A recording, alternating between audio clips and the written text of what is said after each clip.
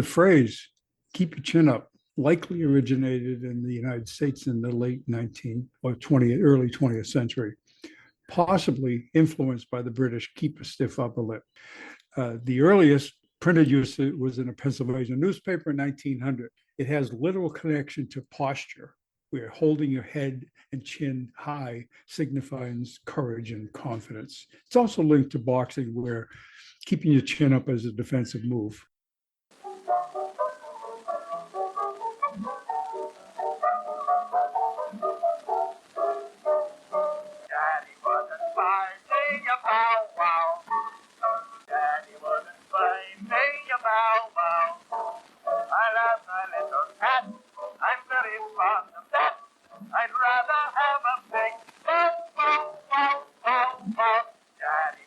Hello, and welcome to the Mochiverse. I'm Linette. And I'm Skip. Keeping chin up. That's interesting. It seems like it has a lot of origins. Yeah, it has a lot of associations, if you will. Like I say, the direct command to keep your head held high, Right. sign of confidence and stuff. And like in boxing, boxers Right. might keep their chin up to avoid being knocked down. True, true. So how does it compare with Mrs. Maisel's tits up? Probably similar, again, relation to the British idiom "keep a stiffer upper lip," and they probably it derives from that. There's an alternative theory to this, and this is Which I love. What you like, the British thing, called "keep your pecker up." It's from the 1840s, where pecker meant courage. Oh, yeah, right. Yeah. Well, most men do derive their courage from that sort of area. There you go. Okay. The British, I know this is probably not your favorite subject to broach, but like the British have so many words for that particular body part. It's amazing. Oh yeah. Sure, I'm sure it is. Yeah. And most of them are cool because like I feel like most of ours are just kind of like, sort of base and common. But yeah, this is one of the reasons why I was so attracted to British culture. They sort of they have a lot of whimsy, and especially a lot of references. And I always, there's cute ones like Willie and things like that, but I always thought John Thomas was a funny one. Oh, okay. Especially since I used to know somebody in high school named John Thomas, who was a very nice person. Shout out to John Thomas. Yeah. But I knew the reference back then, and I would just sort of giggle to myself. I'm like, oh my gosh, do you have any idea? And then I think I told you this before. Peter O'Toole, who I just love. Mm-hmm. He used to be one of my favorite guys, for better or for worse. He used to joke about his name being multiple instances of words for that particular body part. Oh, okay. Peter and Tool. Oh yeah. There you go. And which is very apropos for him and also quite amusing. I tell that story a lot to the youngins because they don't know who he is, never heard of him and stuff. But like one of my favorite Peter O'Toole scenes from anything. Do you remember that movie, My Favorite Year? Yeah, I know the movie. Yep. So the situation is Peter O'Toole is portraying pretty much himself as like a famous but washed up sort of actor who's just perpetually drunk. And he has to appear on this show. Mm-hmm. And the producer has to keep him in line and chase him around and try to find him wherever he is, drunk somewhere. But one of my favorite scenes from that movie is he's drunkenly stumbles into the ladies' bathroom to pee. Mm-hmm. And he's in there and the women start leaving and screaming and running out. But this one woman, as he's coming out of the stall, is like, "Excuse me, sir, this is for the ladies." And he kind of grabs his crotch and he says, "Well, this is too, Mom, but every once in a while I have to run a little water through it." Oh, okay. Okay. That's like for me, the perfect like Peter O'Toole. Yeah. It just sums him up, right? A little bit dirty, but but at the same time, very very British and dignified and polite. Yeah. Oh, but yes. So chin up. Now the boxing reference is also interesting, which I wanted to touch on with you. Hello, folks. By the way, we're We're here. We started off running. When you mentioned boxing, I know that you have boxing stories from when you were younger. Mhm. And I really love the story about you deciding or being helped to decide not to be a boxer. Can we touch on that? Yeah. My dad was amateur boxer, and at one point I would go to the Y, and there was a instructor there was McNeely. He was the father of Tom McNeely, and he would give boxing lessons. So at that point, I thought, hey, maybe I'd like to be a boxer. Mhm. And so my dad says, okay, you want to be a boxer? Well, let's take a little trip over to the North End, with North End of Boston. He says, I'll introduce you to somebody. So he introduced me to this guy, Tony Shuko. And Tony Shuko was like, he was punch drunk, if anybody knows what punch drunk is. And Yeah. he had this huge cauliflower ear. And after a few seconds of, talking to him, and then I says, walked away, and my dad says, okay, so this is what you'd have a future if you go for boxing. I goes, okay, well, that sort of takes care of that. See, I love Yeah, that story. it's hard to describe punch drunk because it's basically, they can't put together sentences, and Right. And they've been hit so many a lot of times. brain damage. Stuff Yeah, like yeah. Well, the reason I love that story, that. it not only is it's a good story by itself, and it's a good like formative moment for you, which I love, but it also demonstrates just how clever a parent your father was. Oh yeah, He yeah, definitely put a lot of thought into, like I could just say no. I could just say, no, you're not doing that. Or I could right, just, have your mother freak out and say, no, no, no, I can't have him be a boxer. He'll hurt himself. But let right. me just let him feel like he's making the decision himself. Let's see how he does. And he gave you a lot of credit for figuring it out. Exactly, and by the way, it wasn't those a completely separate incident, which didn't involve me. Was one of my brothers, I don't know, 11 years old, something like that, and he was smoking, and my dad found out he was smoking. And by the way, it sounded crazy because my dad was a smoker, Yeah. but he says, "Oh, you want to smoke, huh? Okay." So he says, "Okay, why don't you try smoking this?" He gave him a stogie, Oh God. and he says, "You have to inhale it." And Yep. my brother turned green Yeah. after smoking it a while. Now, by the way, it didn't stop him from smoking, but it stopped me from smoking. So, Right, right. Well, it's like that old story where, if you where the dad does wants to discourage his kid from smoking, so he makes him smoke a whole carton. yeah, yeah, it doesn't always work that way. And No. I think everybody knows the thing about smoking tends to, it's like a pretty powerful drug. So Sure. that type of lesson doesn't necessarily resonate. The type of lessons that resonate is like the boxing lesson, or Yeah. one point I wanted to work construction because I was 16 years old, uh, and I was working it in the summertime, making a lot of money, because it's a Hmm. high paying job. But basically, my dad sort of laid it onto me. You don't really want to do this. You be later on in life, maybe physically you can handle it now, but as the years go on, as long as you stay doing that job, your body will break down and you won't be able to do it anymore. And then what? So Right. uh, take a different tact in your life, uh, Yeah. if you want. Otherwise, go ahead and do it. So anyway, today I got some quick hitters, and I found one I thought was pretty interesting. It's not really a quick hitter, but it's something that you and I have talked about: the snooze button, hitting the snooze button. Yes. Oh my God. I used to be a champion of that. Yeah. Do you realize the snooze button time is standard, like 10 is 9 minutes? We think it's 10 minutes, but it's 9 minutes. Yeah, 9. Yeah. And do you know why it's 9 minutes? So that it's not 10. No, it's why here, because when the alarms were first introduced, clocks had only hands and gears. Remember that? Right. Uh, Yeah. General Electric engineers couldn't get the gears to line up for exactly 10 minutes. The best they could Oh. do is 9 minutes and a few seconds, or 10 minutes and a few seconds. And they arbitrarily chose 9. It turns out researchers say that after 10 minutes, your body will start to fall back into a deep sleep. Right. Now, we wouldn't want that, would we? No, but I tell you, that's a really cool fact. Yeah. I like that, but I don't use my snooze very much anymore. Mhm. Nowadays, I just do sometimes one. Yeah. Um, but it's like the most delicious thing to fall back asleep in the morning. For some reason, in the morning, it feels so much better.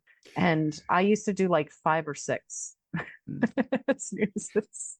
It sometimes feels, yeah, it's occasionally you'll have that. You're like, okay, just a couple more minutes, you know. Yeah, it's a good And if feeling you, to fall back asleep when you don't quite have to wake up. It's great. well, that's even better, like if you wake up like and you look at your watch and it's maybe an hour or two before you were going to normally wake up. And you say, Yeah. okay, this is cool. I can go back to sleep again. So, Oh yeah. Oh yeah. Well, I used to have that torturous thing where I would just wake up like 2 minutes before my alarm was going to go off, which is awful mhm. because that's not enough. There is a theory, and I think it has some scientific foundation in it. And we know we've heard examples of it where people will say, okay, I got to get up. This is important that I get up at this time. And they'll actually get up at that time. Yeah. And the working theory is that our bodies work on a 60 cycle Hmm. rotation. And because it works on a 60 cycle rotation, our mind tells us what the time is. And so we really intuitively know what time it is. By the way, the 60 cycle way that our bodies work is also why we can get electrocuted with Oh, alternating current. Do you know why? no. Tell me about Okay. that. The reason is that, at least in the United States, the alternating current, or the current that it has in the wall, operates on 60 cycle. Hmm. So what happens is when you grab it and your body's at 60 cycle, you become in phase Right. and it holds So on to you. you're becoming part of the circuit. Exactly. You become part of the circuit. Yeah. And the only ways that you can break it up is by somebody knocking you off it. If they grab you, they become they become in phase Right. with the alternating current. There was a thing that I learned. I remember this instructor told me years ago. He said, somebody asked him, what's the difference between DC and AC? He says, Mhm. well, DC is like a punch in the mouth. Mm. AC is like a loving woman. It holds you and caresses you. So, Somebody was slightly unhappy with his marriage and just wanted to hint at. yeah, It's just when I think I'm out, she pulls me back in. yeah, That's yeah. so funny. So, yeah, Yeah. Oh, I like that. That's a really good one. I like that a lot. yeah. So I came across a term called the Woozle effect. Have you ever heard Woozle? of this? Yes. No, I haven't heard of that one. Yeah. So this is the term for a story that's repeated so many times that it becomes an urban legend. So it's like the Okay. phenomenon of stories that become urban legends. And there's a million urban legends out there, which I would like to put a pin in that and have that be one of our regular lists that we get into. But I put a few here, but I figured we could talk about our own urban legends that we knew about as well. Okay. So the first one that I found, I had never heard of this one, but it's very interesting. It's pretty modern. It's over in the UK, the 999 phone charging myth. Had you ever heard of this? No. So apparently, this may have started in 2012 in the UK's BlackBerry forums. If anybody remembers what a BlackBerry was, it was very popular. I never had one. I guess there was a feature on the BlackBerry that if you had low battery, the phone would lock, except for emergency calls, right? Which Okay. makes sense. And now, if you made an emergency call, what would happen was the phone would unlock for several minutes and you could have a little bit of power. So this made people think that if you just called 999, which is their version of 911, you could charge your phone that way, like if you did it a bunch of times. Mhm. Okay. Yeah. So the problem with this is not only will it not charge your phone, it really just gives you a couple minutes to, get help. But every time you call emergency services and hang up, the staff at emergency services have to do something about that, They Okay. don't just go, oh, well, I guess it's not an emergency, move on. You know what I mean?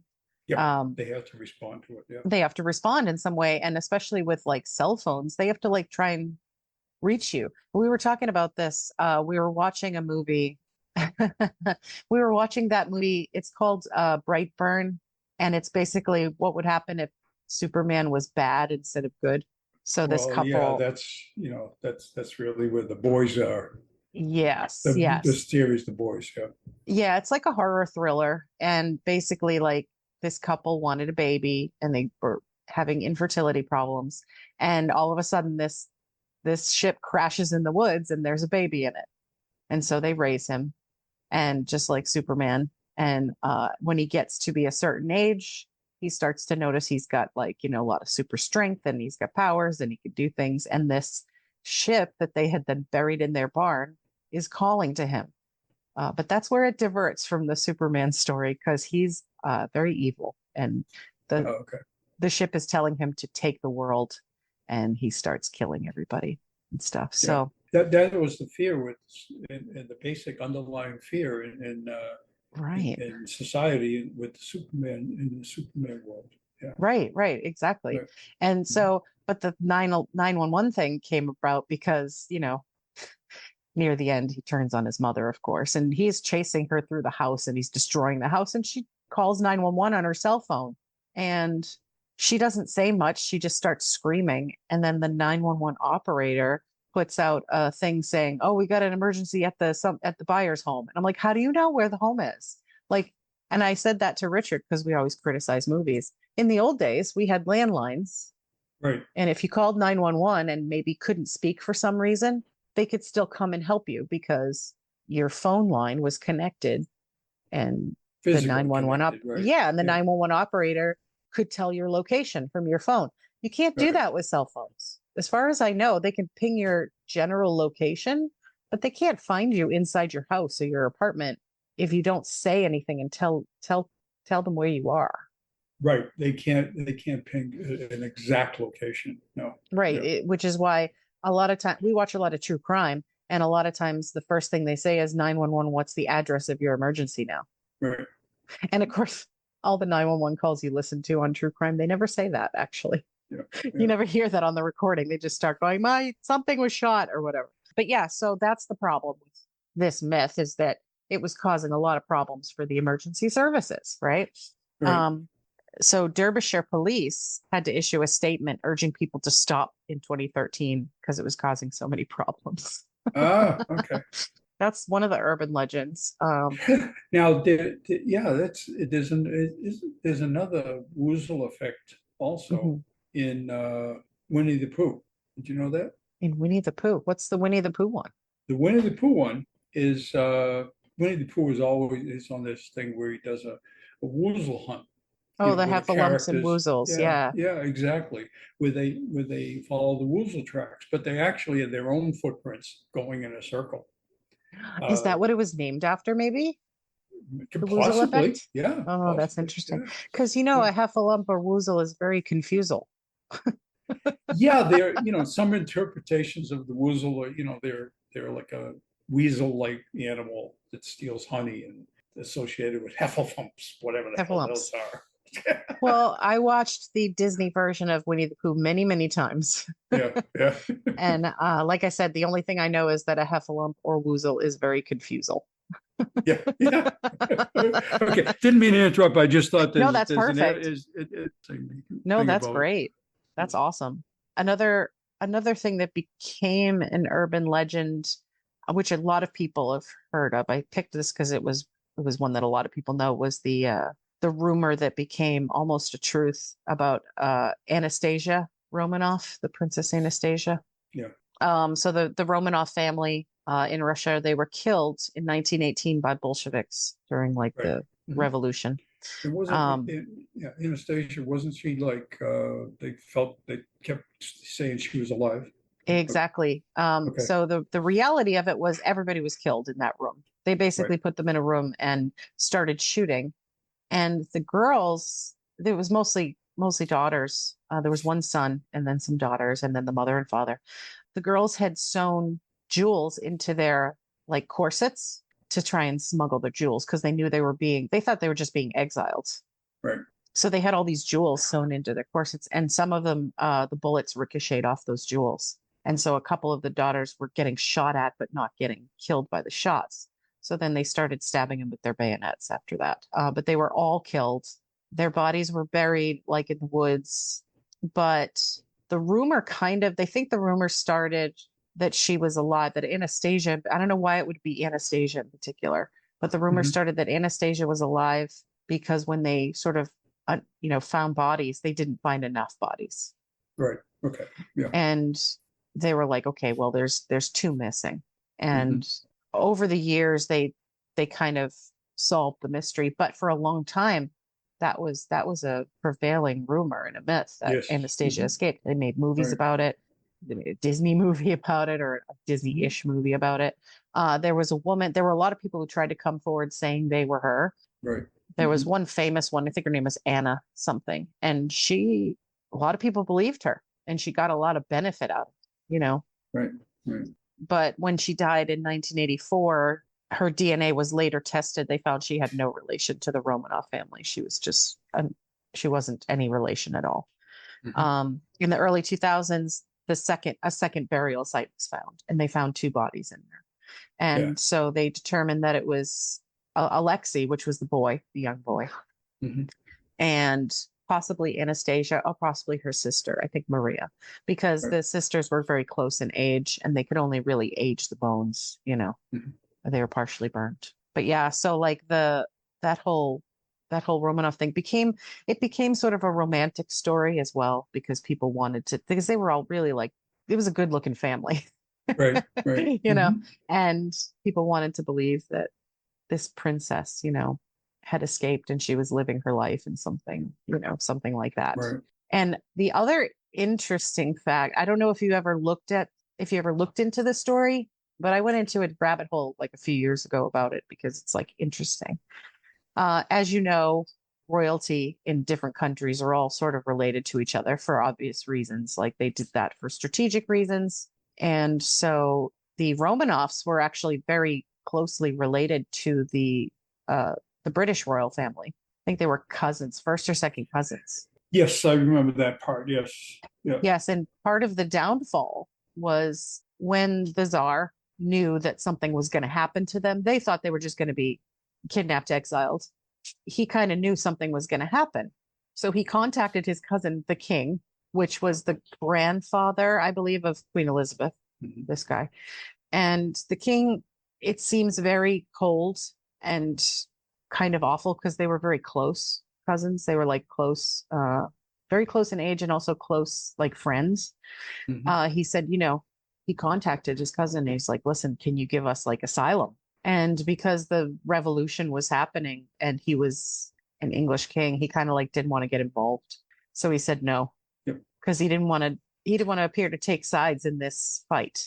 So he said no, and then they died as a result. But the other fascinating fact about these two men, if you get a chance, people at home and also you, Dad, when you get a chance, you should Google their pictures, because these two men are like identical twins. So the Tsar of Russia and King, they look exactly alike. Exactly alike. Like they could be twins. It's amazing how much they look like each other. But yeah, so that was, and of course that was part, and it, it touches on the royal family. That guy, he was I don't really know politically what his reign was like, but he, maybe because of generational stuff, or maybe because of just who he was, he didn't seem like a super nice dude, this king. Yeah. Well, he was the one who, they obviously, their older son became king later and abdicated. Right. And then their second son became king as a result. Now, it was said, and I don't know how true it is, that they basically treated, his name was Albert when he was growing up. They basically treated Albert, the second son, like he was nothing. He was just a little shy, quiet kid.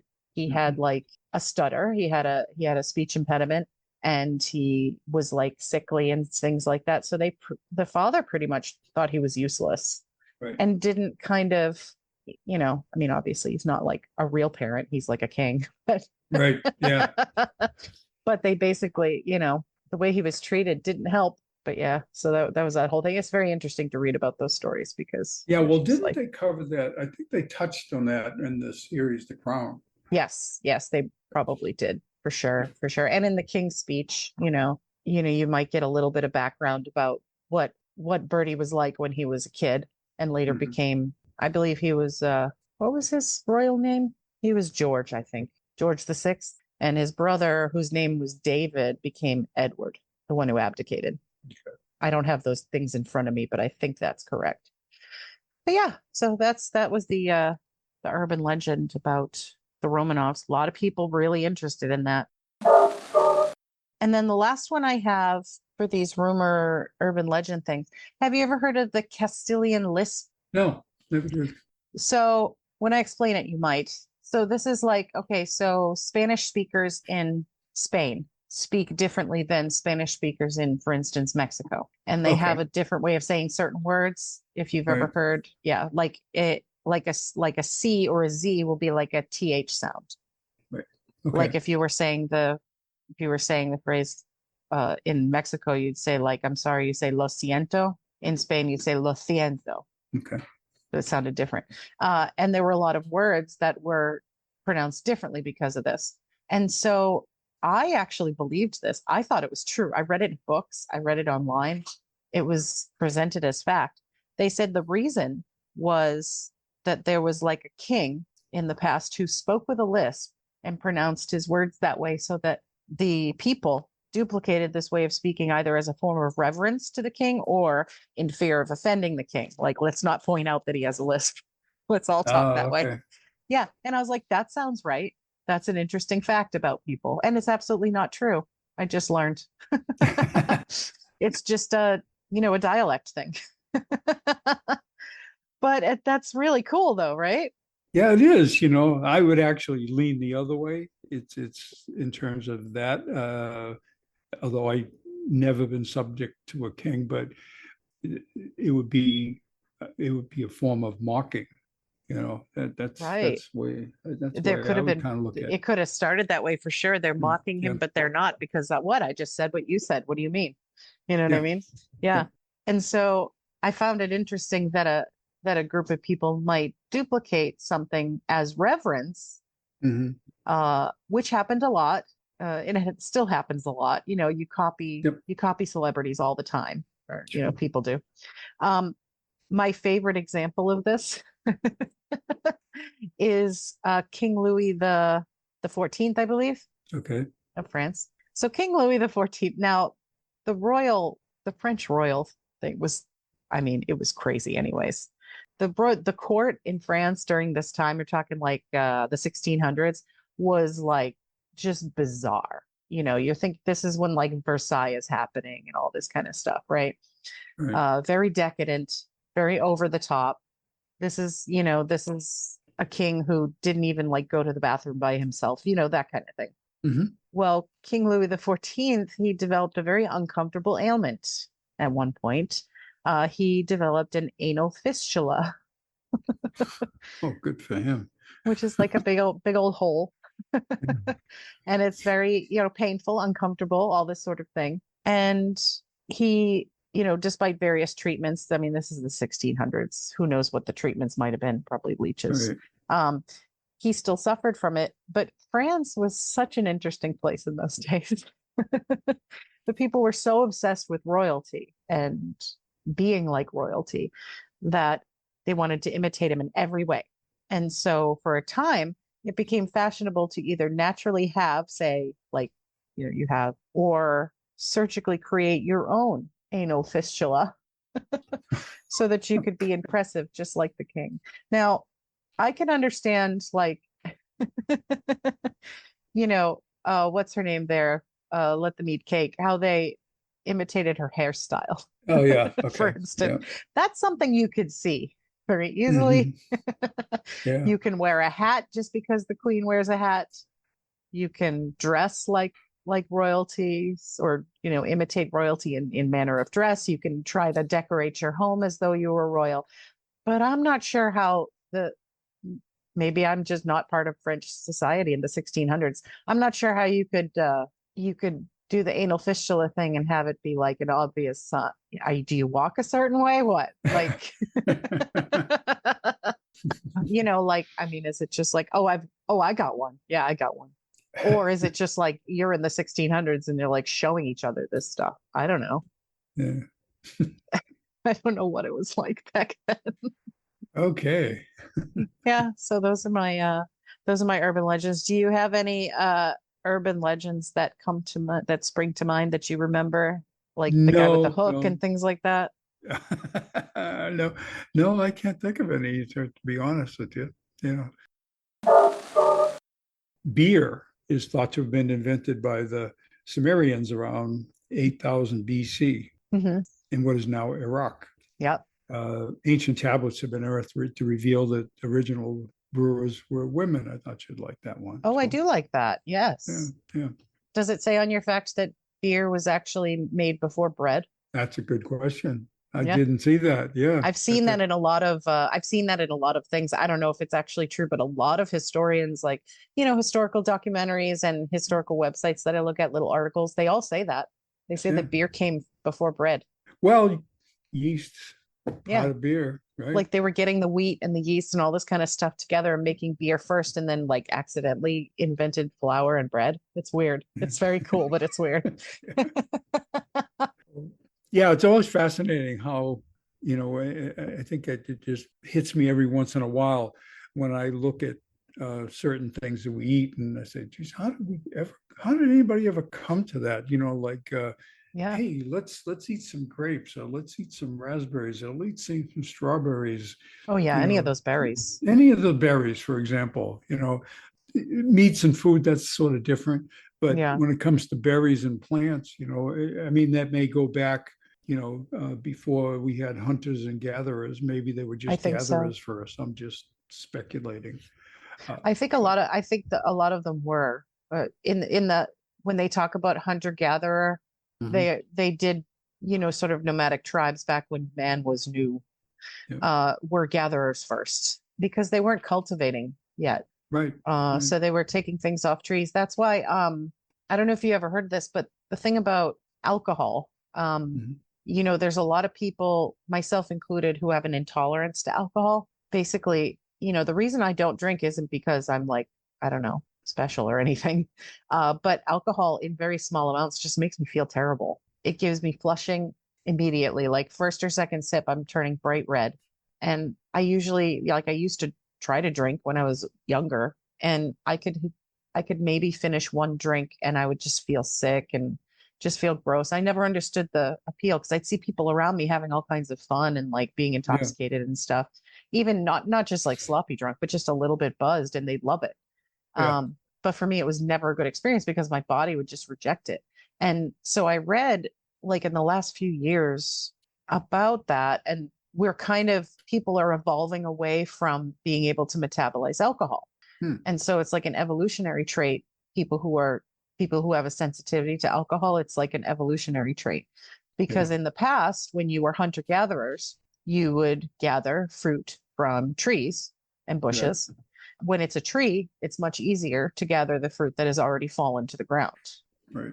And when fruit has fallen to the ground and it's been left there for a while, it'll start to ferment. And you could still get nutrition from fermented fruit because your body could metabolize the alcohol away. And there are some animals who could still do this. So your body can do something with the alcohol and you can get the nutrition out of the fruit, even if it isn't fresh. But since we don't need that anymore, our bodies are evolving away from being able to metabolize alcohol because we don't need to, as a food source, eat rotten fruit off the ground to survive. Right. Okay. Well, I found Uh, that fascinating. And huh, also, it gives me a nice little ego boost that makes me feel like I'm more evolved. okay. But yeah, Yeah. so that's cool. So, and we may have touched on this before, but in 1666, the Great Fire of London Mm, burned down almost the entire city, yeah, but there were only 6 confirmed deaths. that's crazy. Is it crazy? Yeah, yeah. Yeah. And this is another quick hitter. To this day, Miami is the only major U.S. city founded by a woman. Judith Really? Tuttle, yeah, has a statue erected in their honor in Bayfront Park. Oh, that's So interesting. I don't know yeah, much about Miami. it's just I've been there just driving through, going to cruises. But Yeah. so they had another a couple of quick hitters Oh, yeah. in AD 452. I heard this one before. Pope Leo the First traveled to meet Attila the Hun Mm. and somehow convinced the great warlord to end his invasion of Italy and leave peacefully. Somehow he did that. So that's interesting. Yeah. Yeah, and Was he maybe he was like the current Pope Leo and he was just chill. yeah, could be, you know. He wasn't Um, from Chicago yeah.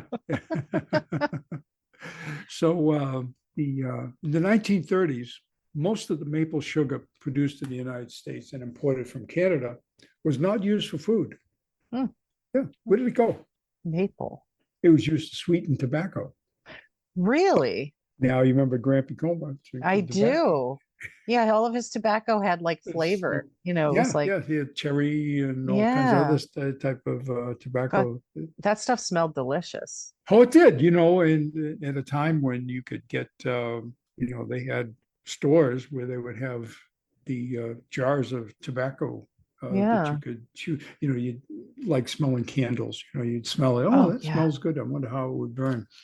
Not as Oh, yeah. popular now, but there was a trend. You know, somewhere in the 70s, 80s. You know, maybe late 70s. You know, Well, that so. makes sense because like when you're smoking a pipe, it's more, I imagine there's a lot of flavor element to it as opposed to smoking cigarettes or Mm, cigars. yeah, more Yeah. than anything else. Yeah, Yeah. yeah. Oh, this is in December 1969. Hmm. There was a 6 hour free concert that attracted 300,000 guests to Tracy, California. It featured the Rolling Stones, Santana, Jefferson, Airplane, Crosby, Stills, Nash and Young. Mm. The American Red Cross reported that 4 fans died during the show, but it is less well known that the death toll was offset by 4 babies that were born Oh. at the concert. So, Kind of like the Woodstock thing. yeah, yeah, kind of like that. And this one here, and this is sort of rounded out, and I thought this was an interesting factoid. I don't know if you'd ever heard this. In the movies, Hmm. to make chimpanzees look like they are talking, they were given a specific food. Can you guess what it was? Well, I know with horses it was peanut butter. And yeah, with chimpanzees, it was peanut butter. It would stuck to the roof of their mouth and force them to move their mouth to move Yeah, while they were that's trying. that's how they got Mr. Ed to talk. Did you know Right. that? Yeah. Yeah, Isn't that interesting? I thought that was interesting. So anyway. that's really good. Yeah, they do a lot of those things with animals, like even now, because Downton Abbey has ended, all the actors from Downton Abbey are doing like little interviews. Yeah. Yeah. And one of the actors, plays the father of the house. He always had dogs. He always had like I think he always had golden retrievers actually, and he always had to keep like meat in his pocket so that the dog would follow him around, be his Oh companion yeah. in the Yeah. show. He was always like, I smell like he had like pork chops in his pocket or something. Yeah. What is this? What that just kind of makes my mind think of a weird thing that they tried to market at some point. Didn't they try to market a perfume that smelled like Hamburg Yeah, we or talked about steak that. to try to attract guys or bacon or something like that? You know? Yeah, I'm sure. I mean, nowadays, like, there's a lot of perfumes that do smell like food, but it's usually like cookies and cotton candy and things like that because Yeah, they've which decided it's much better to attract women than it is to attract men. And it works though. Let me tell you, it works like if I have a customer who has like a perfume that smells like cotton candy, and I'm like, oh, you smell oh like yeah. cotton candy. It's so nice. Mhm. You know, I mean, it works. We have a person I work with who buys like the hand sanitizers from Bath and Body Works, and they always smell like really good. She had like a maple syrup waffle one. It was just like you walk by, it smells like waffles. There was I can't think of the name of the store, but it used to be that I would we do stocking stuffers. Yeah. And I would go to this store. I can't think of the name of the store anymore, but they would have different scented lip balm. Oh, yeah. And the funny part about it was that I don't know why, but when Sue would put it on, there was this one lady that we worked with that was irritated by the smell of it. And I says, okay, why don't you use it more often? No, anyway. Yeah, exactly. I'm just gonna, yeah, and also I'm gonna give it as a gift to everybody else who works there. so yeah, exactly. So it was funny. You were talking about urban legends, and I started while we were talking. Yeah. I took this. I just saw this one urban legend. It's called the baby train. Have you ever heard of that one? Yes, I saw it when I was doing my research. I love this one. Why don't you talk on that? Because it's a Okay, really the good one. baby. It's an urban legend that claims that a small town that had unusually high birth rate Yeah. because the train would pass through the town at 5 a.m. and blow its whistle, waking up the residents. Since it was too late to go back to sleep and too early to get up, couples would have sex. It Yep. resulted in a mini baby boom. Yep. And the Wikipedia article mentions other things like, 9 months after 9/11 and things like that. Richard this was recently because it was like last week. A Yeah. lot of celebrities' birthday is like the beginning of November. He was like, what is up with that? Why is everybody's birthday like November 3rd, November 3rd? Everybody's November 3rd. I'm like, well, it's like 9 months after Valentine's Day That's almost. right. Almost. Yeah. Hey, listen, that was the great blackout Yeah. that I think we talked about the other day, which was no, maybe we didn't talk about it. I was looking at it, and it was like November 3rd or 5th of 1965, Yeah. and there was a baby born after that. Now, I have a memory of that blackout. I was in high school, but they had a program where you could, it was part of the business program where you could work instead of school. Oh, You yeah. could work off site, and I was working at Sears, and when we had the blackout, and what was interesting was that is like when the blackout came, and you never think of this. I didn't think of it, maybe a little bit naive, but they immediately went into this security mode where everybody had to be searched before they left No. because they figured, and this was a place where when they had the Sears catalog, this was a fulfillment center for Sears. Yeah. So they would frisk everybody before they left, and it was interesting. I remember driving home in that too, and it was like there were no traffic lights. This is downtown Boston. Oh, There were no yeah. traffic lights. It was That must have been creepy and also scary, like it, it, dangerous. it was, and as a teenager, so I was, probably about 17, 18 years old, and didn't care about driving and traffic. Oh, yeah. Oh, yeah. Nowadays, it does irritate me, but it didn't. So Oh, that's kind of crazy. But yes, I had read about the baby train thing. That was a good one. that was funny. I saw, and I'm going, oh, that's cool. You know what's funny? I missed one. I did have one more that's a fun one. Okay, Um, so have you ever heard of this is a South Korean thing. Have you ever heard of fan death? no, what? Okay, so I need to ask my boss about this. So this rumor started in South Korea in the 20s and 30s, Mhm. and it was perpetuated throughout the years, and it still persists, like, among older people today. Right. So the urban legend is that if you sleep with a fan on in a closed up room with your windows closed, you'll die. Okay. And there's a lot of people who still will not turn their fan on when they go to sleep, or they make sure the window's open because they really are afraid they'll die in their sleep because of this. Now, it's kind of hard to tell how this started. It could have been like, this is like 20s and 30s. It could have been fear of new technology, like electric Mhm. fans. Yep. There was a conspiracy theory that stated that it could have been the government perpetuating the rumor so that Right. they could try to keep energy consumption down, Right. to stop people from running their fans all night, right? Well, yeah, no Um, air conditioning back then. So. exactly, Mhm. because the new invention was popular, people were using it. So yeah, so and there I have heard about this before. I think I Mhm. saw it in a TV show or a movie where there were like some Korean folks in there and like the older mom was like saying, actually, you know what it might have been in? It might have been in Call the Midwife, Oh, okay. where they made them turn the fan off and open the window or else she was going to die. The baby was going to die. Hmm.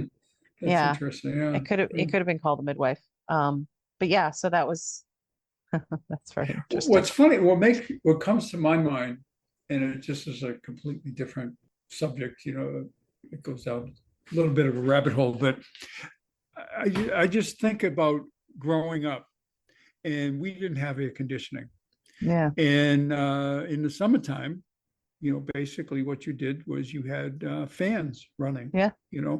and in the wintertime, you would just add more blankets, uh, Yeah. so as opposed to turning on the heat, grew up doing that. Nowadays, it's like, man, if it's not a certain temperature, you're like, oh, this is uncomfortable, Oh, Uh, oh, seriously. Yeah. I mean, when I yeah. think about we have central AC and Mhm. I never had that before. Yeah. When I think about living up in New England with just like window fans, I'm like, ugh, Oh yeah. Yeah. how Heck yeah. could I have done that? Like center, I want to always have central Well, because it just it's funny, and I've said this. We've had a discussion here about it at one point, and fans in the bedroom, yeah, and I bring up, and I grant you, it was many years ago, but when I was stationed overseas, and I was in a climate that was, you know, temperature was average 95 ugh, degrees, 95% humidity. And all I had was a fan. And I would have an oscillating fan that would just, you know, yeah, go back and forth across my body as I'm sleeping. And I would, sleep under a sheet and I was very comfortable. And because you were sweating and then the fan was blowing on your sweat and cooling you it was off. evaporating the sweat, Yeah. exactly. And so, which was cooling me off. So I think I even find myself now, if I'm working in the garage, I have two fans going. I'd be fine, Yeah. as long as the fans were blowing on me and I had fairly light clothes on, I'd be fine. If it was crazy hot, the fans didn't help all as much No. as I had hoped they would, but they would have to be higher volume fans than what I use. Well, we have a fan and a lot of people sleep with a fan for the noise Mm-hmm. and for the airflow. Right. Um, Richard, he runs hot. So we always had a fan. We used to just have a little desk fan. Mm-hmm. And then we got a slightly larger fan. And then we have what we have now, which is basically the kind of fan you would use in your garage for like Oh, heavy turbo duty. fan. This thing is crazy. It's ridiculous. And he put it up on the top of the cube storage and it's Yep. pointed right Blows at on the you. bed. Yeah. Yep. And it's very loud and it's very windy. Uh, and so our bedroom temperature is like 10 degrees cooler at night. And that's good for him because like otherwise he'd be like sweating to death while he's sleeping. But for me, I actually use a heated blanket every night because I am freezing to death and my hair is blowing all over my face. Like, Yeah, I know it makes it. We have a ceiling fan going all the time, you yeah, know, yeah. uh, That and would be a that good thing. We just, just don't have yeah, that here. yeah, Yeah. it moves it around. Matter of fact, it's sort of funny sweeping the floors and stuff.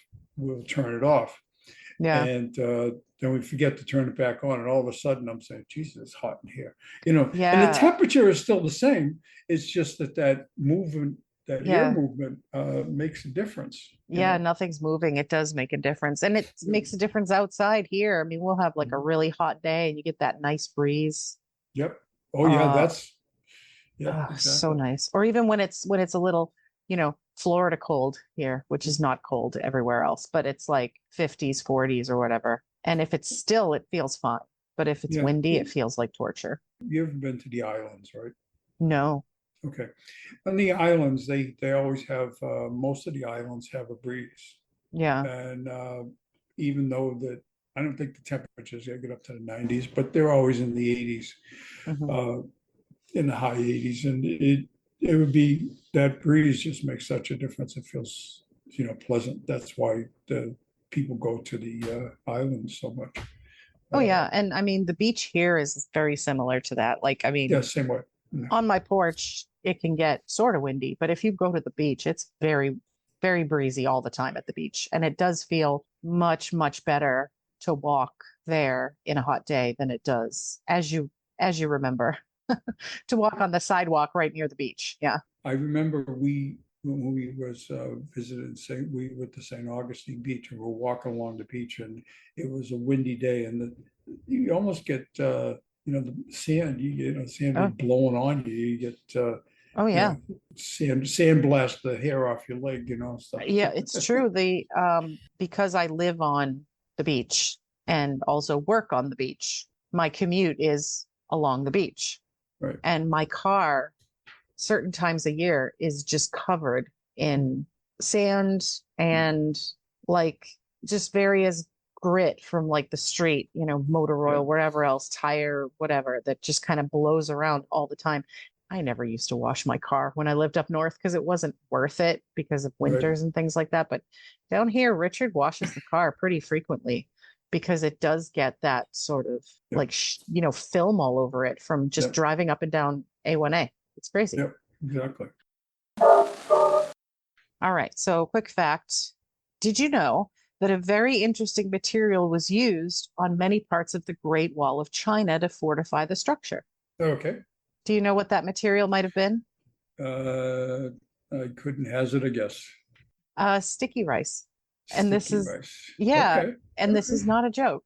Like, Okay. you know, so sticky rice and lime, as in the stone lime, Mhm. were combined to create the mortar for the stones of the wall.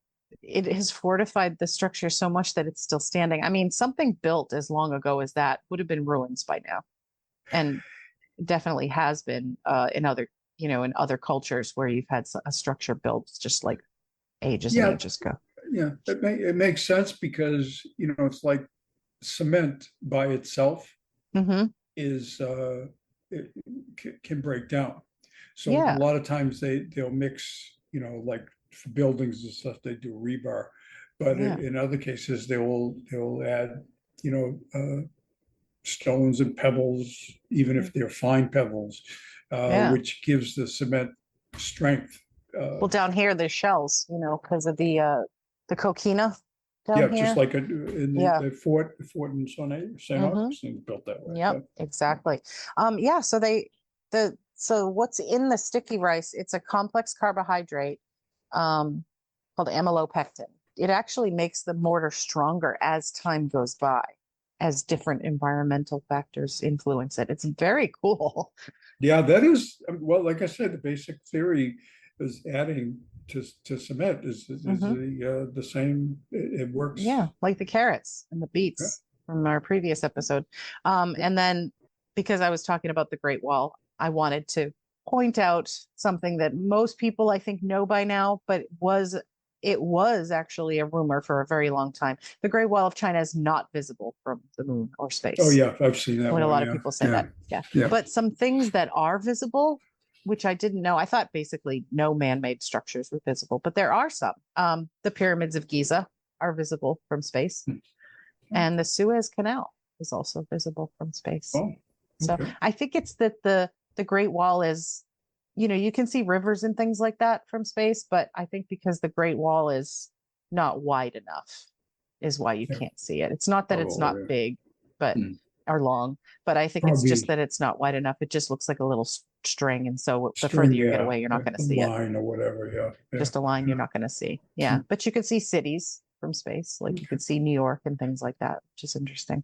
But yeah, so that's my little quick one. And then my last little segment is something I would like to do more of again, and that is we talked about this before, slang from other countries. Oh, okay. Okay. The first fact that got me going was that Texas is Norwegian slang for crazy. Okay. So, like, if they're calling somebody crazy, they're calling them Texas, Texas. Okay. which is pretty funny. Um, and then, so these are idioms. not really just slang, because slang is just usually words. There's a few Right. really cool ones in other countries, but like these are mostly idioms, which I Mhm. find very interesting because, as you know, you and I have a thing for idioms Oh, anyway. yeah. Yep. So in Australia, if someone's really busy, they would say they were flat out like a lizard drinking. Okay. And Yeah. Cool. something so and this one is from, I think, Germany, a raisin in the sausage. So this Oh, means something pleasantly surprising in something that's already good. So you've already got this nice sausage, and oh, look, a raisin too. Oh my goodness. okay. I guess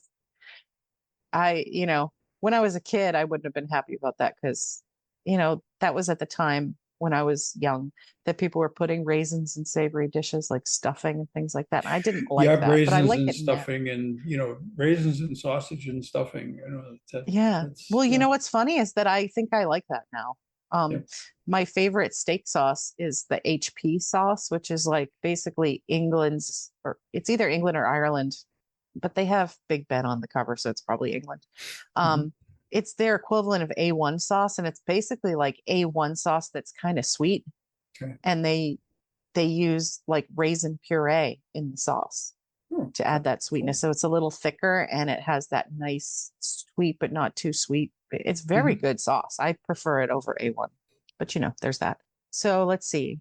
Oh, this one's good. This is something we use, but these are translated, of course. Mhm. But the saying, not my circus, not my monkeys. Oh, okay. Okay. You've heard that before, right? Yep. It's Yep. like, not my problem, not my circus, not my monkeys. That's That's right. actually a Polish saying. Really? Yeah, it comes from Poland. That's Oh, really okay. cool. I love that. I found that when I was looking up. I'm like, wait, I know this one. Let's see. I like this one too. And I don't remember. This is from, I think it could be Japan, if I remember correctly. It's to burn the eyelashes means to read a lot. Oh, okay. All right. Makes sense. Yeah. Yeah. Yeah, yeah. In Dutch, to fall with your nose in butter means to be in the right place at the right time.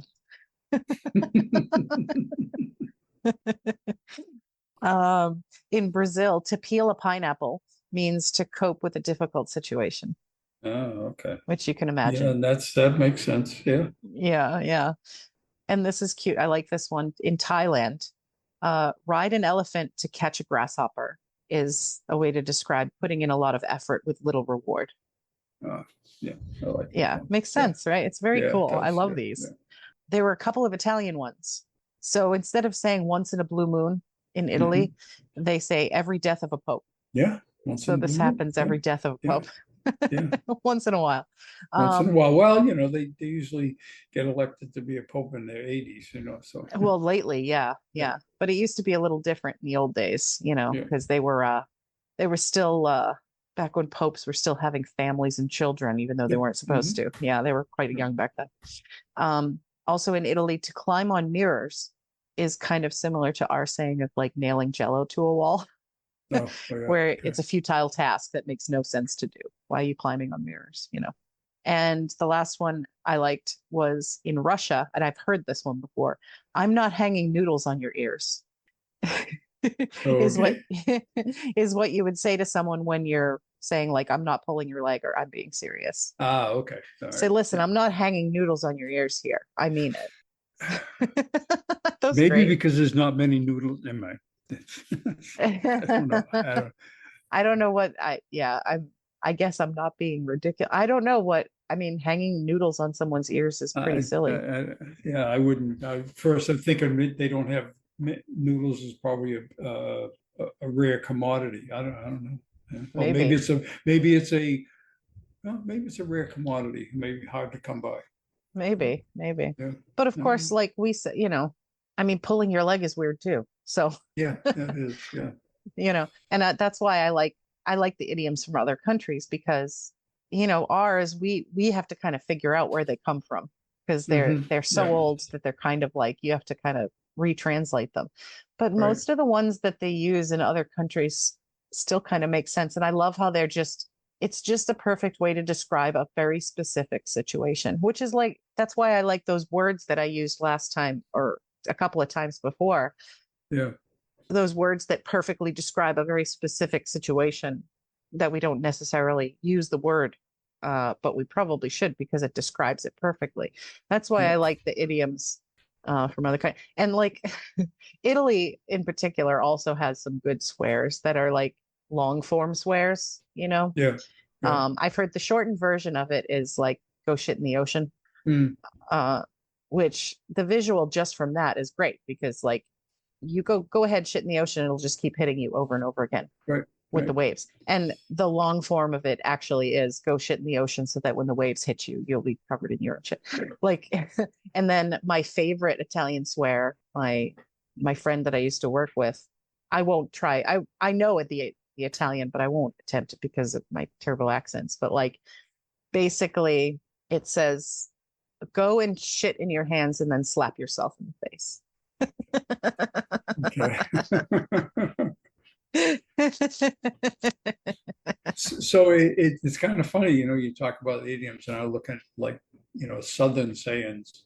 It's like Yeah. somebody says, well, just bless your heart. Oh, bless Well, your heart. Yeah. that's a flippant insult, It is. It just means Uh, you like you are so stupid. yeah. Yeah, And, because you're so stupid, you must be blessed. You should probably be blessed. Yeah. yeah, Yeah. exactly. That dog don't hunt, that Yeah, dog that dog won't don't hunt. hunt, mad Yep, at a yep, wet hen, full as a tick, yep. So, What is it? Finer than frog hair? yes, finer than frog hair.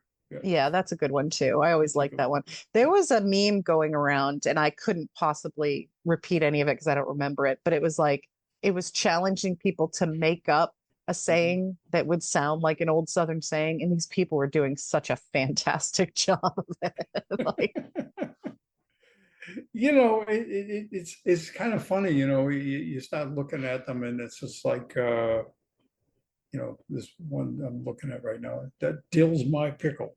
It's like, okay, that's something that annoys you or irritates you. Well, okay.